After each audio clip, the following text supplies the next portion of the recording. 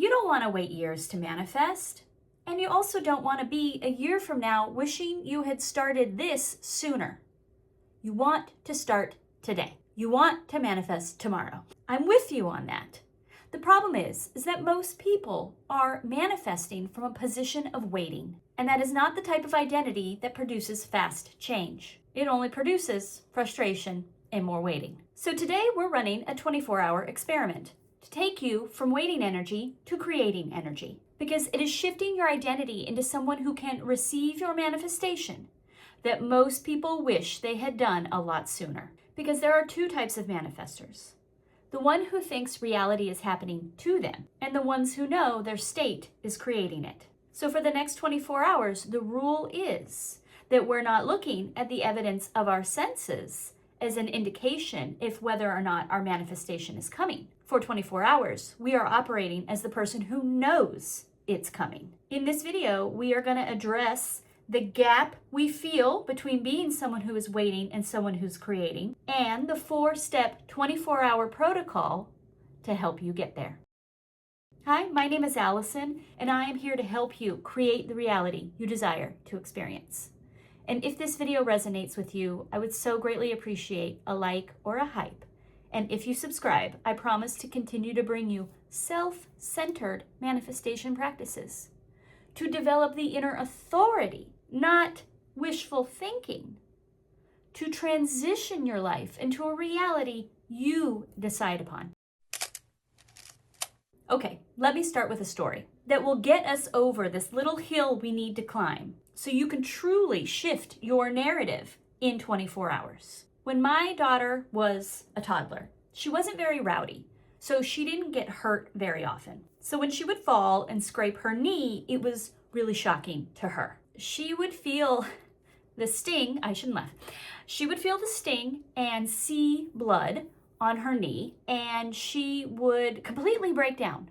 So she thought a scrape on her knee meant her whole leg was broken. And it would become this whole ordeal where I would have to get down on my hands and knees and like gently pull her leg down onto the floor and show her that she could put weight on it, that her leg still functioned in spite of the little scrape and pain that she was feeling. And it was so bewildering to me because objectively her leg was fine. On a scale of 1 to 10, this was maybe a 2, but she was treating it like a 10. And I cannot tell you how often I see this exact same pattern in manifesting. We hit what feels like a setback, no visible signs of progress. In what might be a level 2 moment, we think it's a level 10 failure. And the thing is that you wouldn't be crazy for thinking that. If you've been trying to manifest for a while and don't see any proof that it's happening, you would be justified in thinking, in questioning yourself. Am I any good at this? Am I doing it wrong? Does this even work? Because you don't have a frame of reference yet. This is new territory. Just like my daughter didn't understand that a bruise was not a broken leg. To her, there was just pain, which was unusual and shocking. But she wasn't being over dramatic. She was being inexperienced. And we're not that different. For most of us, this is our first time trying to consciously direct our experiences, to purposely, intentionally create our state of being. So how can we be expected to understand right away that a vibrational wall is not the same as a physically closed door? When we try and still something hasn't manifested, it doesn't necessarily mean that we're doing anything wrong. We simply have to learn, but we must allow ourselves the transition from learning the difference between a bruised leg and a broken leg. In the same way, I had to show my daughter, but then she had to believe it. She had to see for herself and accept it. We also must accept the lesson. We have got to see it for what it is and internalize it and tell ourselves, I know this now. I don't need to keep learning this lesson. Learning to persevere, to keep going, even when things don't look good. to trust yourself, even though it seems like you're not going anywhere. This is a skill. This isn't a built-in understanding that we come here with, but since we're dealing in vibration and energy, we need to allow ourselves to accept it before we can see proof that the leg is not broken. Just because it isn't here doesn't mean it's not coming. You are already that which you want to be. And your refusal to believe this is the only reason you do not see it. Since we are already that which we want to be, no setback, no lack of proof disqualifies us from having it. My daughter thinking her leg didn't work didn't mean it didn't work. It just kept her from using it. And that is an important understanding that every master manifestor internalized before they manifested great changes. It's not about eliminating contrast. It's about accepting your power no matter what that little voice in your head has to say about it. No matter what you can visually see and may be experiencing in this very moment. Perseverance is a skill. And a helpful Neville Goddard quote, I think, illustrates how we can stop refusing to believe it. Man's chief delusion is his conviction that there are causes other than his own state of consciousness. In other words, we have the wrong idea that we keep insisting is true, that something outside of us is the reason why we experience what we experience. When we build a house, what comes first? The blueprint. No one starts pouring concrete without a plan. And where do those blueprints come from? The architect's imagination. A house is literally formed in imagination and then written down on paper. And this is where our 24-hour shift comes in. You are the designer, the creator of the imaginal act, the architect. The universe, law of attraction, vibration, that's the construction crew. That takes the design and puts it into form. That's not our job. So for 24 hours, you hold the design and quit looking to pick up a shovel to start building the house. Have you ever thrown a party at your house for like 4th of July or the Super Bowl? You send out invitations and people RSVP. And what happens once they say yes? You shift from thinking about throwing a party to planning a party. You go grocery shopping. You make lists. You get decorations. You buy a new outfit. You get ready for your party because you know you're having one. This is the 24-hour protocol. For one day, you move through your life like you're getting ready for your manifestation.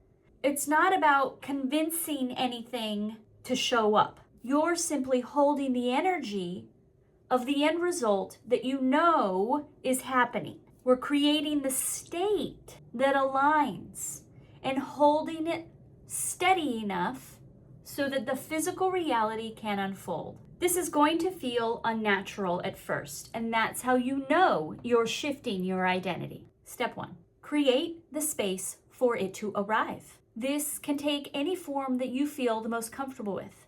Journaling, self-affirmation, meditation. We need to establish the energy of expectation at the beginning of the day. No longer operating from the energy of I'm trying to make this happen. We're exiting the energy of waiting for it to happen. We're not trying to simply imagine the end result over and over to make it happen, but we're creating the energy that sets the expectation for its arrival. We're not establishing the act. We have already imagined that.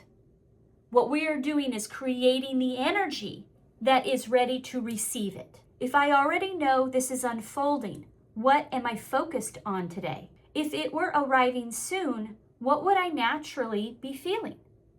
Calm, excited, settled? Write, meditate, affirm from this state. Shift your perspective from chasing the manifestation to anticipating it. What does it feel like to be on my way to it when you know for sure it's there? This is the energy we are going to work to stabilize for the 24 hours. What do I focus on when I am expecting my manifestation? What can I say and do, and what feeling can I concentrate that embodies the expectation of its arrival? Step 2 is to defend the identity. Spend the day in the identity of the person who knows that this is inevitable, and work to consciously create that focus. So it will be normal that we will slip back into our old energetic momentum. So this step is best done deliberately. Schedule breaks. Habit stack this onto the back end of brushing your teeth, waiting for your coffee to brew, sitting in your car in traffic, after lunch, before dinner, before bed.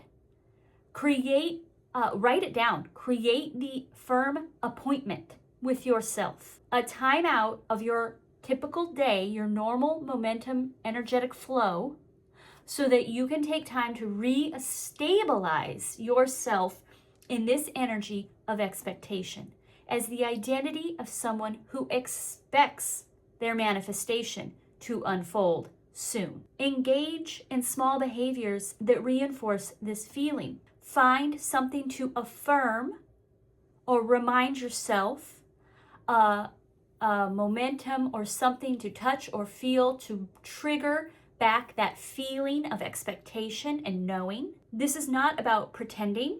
This is not about creating. It's about holding this identity long enough to make it feel natural.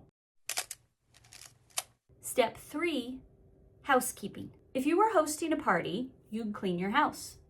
If you were going on a date, you'd shave your legs. If you were expecting $1 million tomorrow, you'd make sure you had the proper bank account set up. So ask yourself, what practical preparation aligns with this outcome? Clear out your closet, update your resume, make the appointment, learn how to do taxes. We're not waiting to be in the relationship to get the cute pajamas. We're not waiting to get the money to figure out how to pay taxes on it. We're not waiting for the baby to arrive to start picking out names. Do something tangible that says, I'm ready. Prove it to your subconscious. Even if you just imagine taking those steps, you don't have to physically download IRS forms and start reading those. You can imagine yourself learning these skills. Take a walk in the neighborhood where you want to live, physically or in your imagination. Preparation is the greatest way to signal to your nervous system, to your subconscious, to embed it into your identity that this is happening. This energy stabilizes belief, makes it natural. If you filled a large glass vase with water and roses, you wouldn't set it on a wobbly table. You'd place it somewhere stable, level, where it could be supported and enjoyed. This is that 24-hour period. You are creating a stable, energetic environment where your desire can actually arrive and be held. You're stabilizing your identity. You're choosing to not see your leg as broken. 24 hours of radical focus will completely shift your energy. This isn't about proving that the universe works. This is about our overcoming the chief delusion that anything outside of us is what creates our reality. And I hope that this video was helpful to you, and I look forward to bringing you more.